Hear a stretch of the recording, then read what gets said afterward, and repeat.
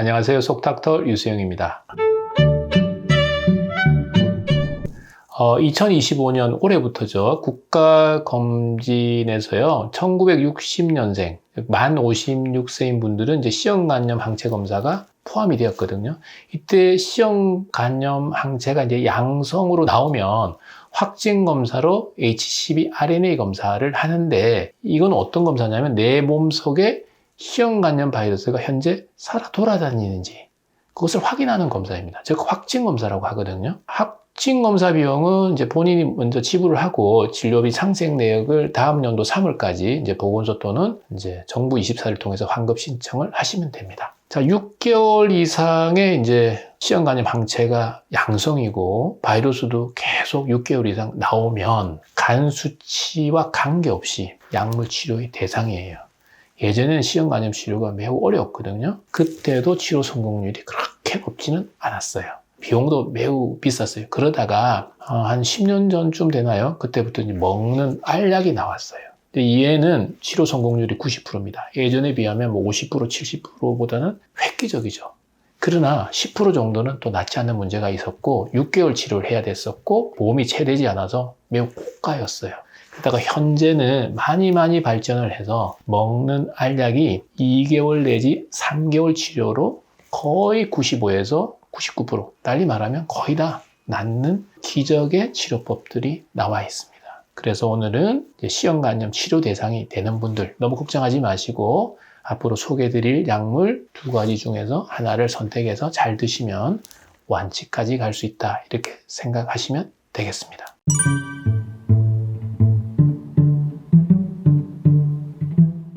이 먹는 경구 약을요, 먹는 약을 직접 작용 항바이러스제, Direct Acting Antiviral Agent, 쉽게 말해서 이제 DAA, 말이 거창하죠. 바이러스를 직접 이제 억제하는 약이다. 직접 작용 항바이러스제라고 합니다. 예전에는 바이러스가 같은 C형이라도요, 6가지 유전자형이 있어요. 이제 우리가 사람이라도 황인종, 흑인종, 백인종 있듯이 C형도 1부터 6가지 종류가 있어요. 그래서 현재 사용되는 약물은 그 유전자형에 따라서 약이 바뀌는 게 아니고요. 1에서 6형까지 모든 유전자형에 대해서 높은 치료 성공률을 보입니다. 그야말로 예전에 비하면 획기적인 발전입니다. 1차 진료에서 가장 많이 사용되고 있는 약물 2가지는요. 상품명으로 말씀드리면 마비렛, 에쿨루사 2가지입니다. 마비렛은 이제 2달 사용을 하고요. 세알을 하루 한 번 복용하는 반면에 에쿨루사는 하루 하나를 한 번 복용하고 석 달을 사용합니다. 2가지 약 모든 유전자형에서 매우 높은 지속 바이러스 반응, 치료 성공률이라고 이제 같은 말을 쓰는데 높은 치료 성공률을 보입니다. 마비렛은 만성 C형간염 및 대상성 간경변증 환자에서 8주간 치료하고요. 8주 치료 비용은 이제 급여가 되면 환자 부담금은 한 300만 원 정도 되겠습니다. 이전 치료 항바이러스 경험이 있고요. 대상성 간경변증이 있는 경우에는 이제 8주가 아니고 이제 12주로 치료 기간은 좀 늘어납니다. 마비렛은 이제 심한 간경변증 환자에서는 사용할 수가 없어요. 에쿨루사는 하루 한 번 복용하고요. 간경변증이 뭐 없거나 대상성 간경변증이면 12주, 비대상성 간경변증 환자는 리바비린이라는 약물과 병합해서 12주 치료를 합니다. 즉 비대상성에서도 쓸 수가 있죠. 이 약물도 유전자형에 관계없이 거의 100%에 가까운 뛰어난 치료 성공률을 보입니다. 석 달 치료를 하면 300만 원 조금 못 미칩니다. 마비렛하고 에쿨루사 말고요. 또 제3의 약물 보세비라고 있어요. 보세비는 이전 항바이러스 치료에 실패한 환자들한테서요 12주 치료를 합니다. 이전 항바이러스 중에서도 이제 NS5, NS5이라고 하는 그 부위를 억제하는 약이 있거든요. 그 억제 치료제 경험이 있고 이전 치료에 실패한 유전자 1형 C형간염 환자 33명을 대상으로 하는 이제 국내 허가 임상 연구에서요. 33명의 환자 중에서 약 100%에서 이제 치료 성공률을 보고하였어요.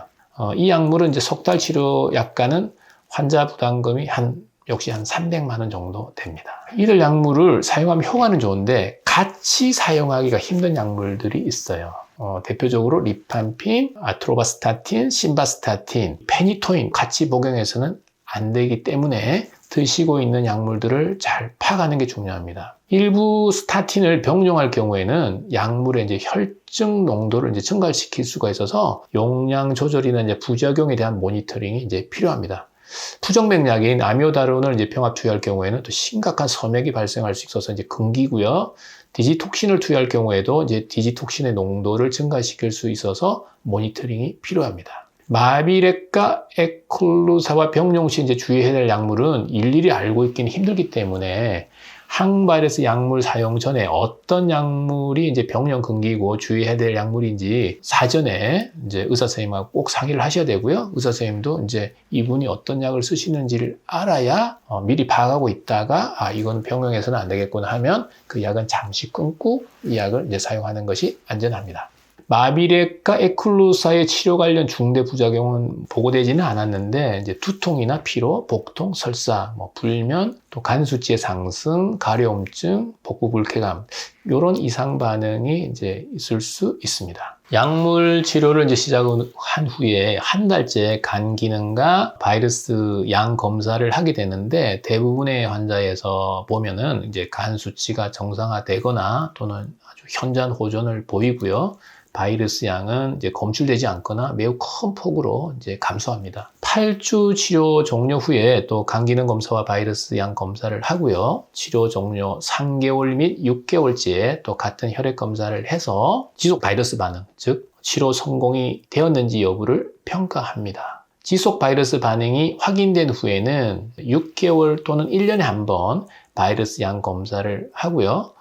재발 여부를 평가하는데 항바이러스 치료 후에 이제 치료 성공을 획득한 환자는요, 바이러스 재발은 1% 미만으로 매우 낮다고 알려져 있습니다.